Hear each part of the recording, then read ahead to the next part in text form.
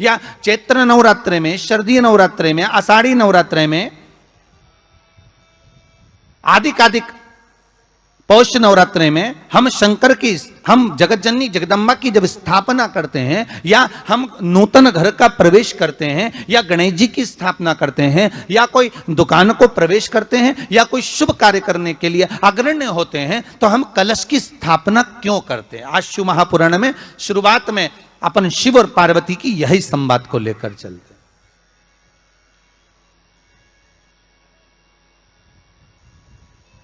आखिर कलश में ऐसा क्या है? कलश के अंदर आखिर ऐसा क्या विराजमान है कि 33 कोटि देवता उस कलश के अंदर आकर बैठ जाते हैं महाराज?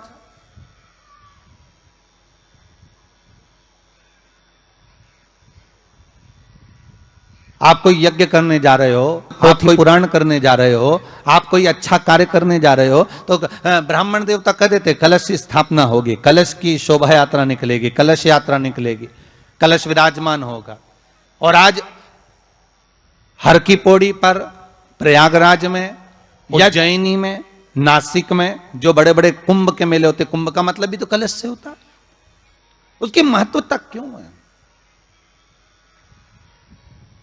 उस कुंभ की, उस घड़े की महत्वता कहां से प्रकट हो गई? शिव महापुराण की कथा कहती है महाराज, भगवान औघड़दानी शंकर स्वयं आद्य शक्ति जगदम्बा से कहते हैं कि जगदम्बा तू क्या चाहती है बोल। तो जगत जननी जगदम्बा कहती है कि जहां मैं हूं वहां शंकर है। ये आपने कह दिया, पर जहां शंकर है वहां पार्वती का होना जरूरी है। उसके लिए सिद्ध करने के लिए एक स्थान ऐसा बनाया जाए जहां पर शंकर विराजमान है और शंकर के साथ पार्वती विराजमान है। तो शिव जी ने कहा, पार्वती उसके लिए मैं तुझे एक सुंदर कलश का निर्माण कर देता हूं।